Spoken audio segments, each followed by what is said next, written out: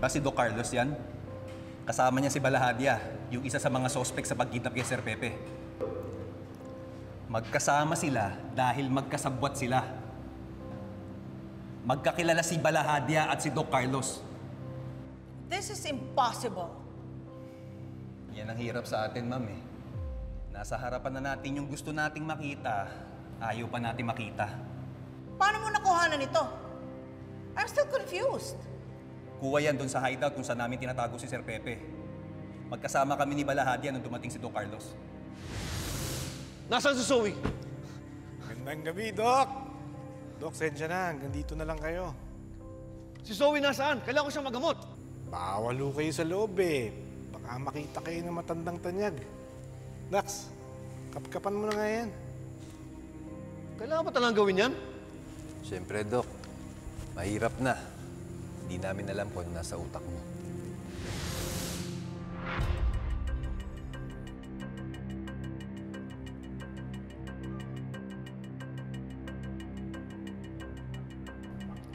Magandang souvenir to. Nung gabing yun, nagdala si Doc Carlos ng mga medical supplies para gamutin ang sugat ni Sir Pepe. Hindi totoong galing sa girlfriend ko yun dahil gawa-gawa ko lang yun para pagtakpan si Sir Pepe. Hindi pa rin ako makapaniwala eh. Unang-una, wala naman silang pinag-away ni Papa kasi hindi sila magkakilala. They're not even close. Wala naman pakialam ang Papa ko kay Carlos. Walang motibo para gawin ni Carlos yun sa Papa. Hindi ako naniniwala sa'yo. At higit sa lahat, ito ang tatandaan mo.